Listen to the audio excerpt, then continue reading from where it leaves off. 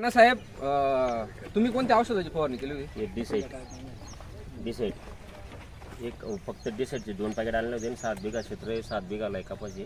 Powder मारलेलं आहे decide औषध तुम्ही फवारणी केली.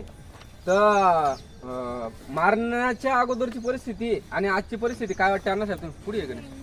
चांगल्यापैकी रिझल्ट आहे.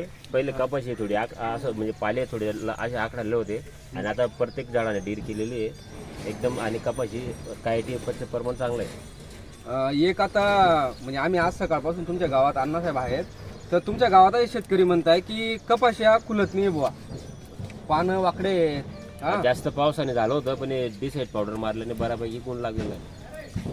आणि आपण आज तुमच्या शेतात काही लोकांना आमंत्रित बी केलंय की तुम्ही प्लॉट बघा असं.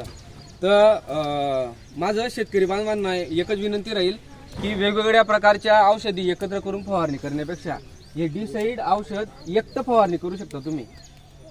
ह्या प्लॉटला फवारणी करून 12 दिवसाच्या वरती कालावधी, मी 12 दिवसाच्या वरती झाला अण्णा साहेब, बरोबर 12 दिवस पकडू आपण, फक्त 12 दिवसाचा कालावधी झाला आहे. आणि आज तुम्ही प्लॉट फिरले ना, तुमचा अंदाज लावा की अजून किती दिवस त्याला फवारणीची गरज पडणार नाही बुवा. आणि कपाशी हिरवीगार चमकते का? आणि सगळ्यात महत्वाची गोष्ट अण्णासाहेब बोलले की हा जो डीर चालून आलाय, तुमचं गाव हा डीर शोधतंय, याच्यासाठी काही बी करायला तयार आहे. अशी चर्चा करताय ना की ते येणं दुकानचे, मग तर ठिकाणी त्यानं पावडर भेटवस आणि मग ते त्यानावर शेंड आहे. पण तुम्हाला कुठे शोधायला जायची गरज नाही. तुमच्या इथंच आपण प्लॉट दाखवला आहे, जे डिसाईड नावाचं औषध आहे, याची फवारणी करा, 100% तुम्हाला रिपोर्ट भेटणार.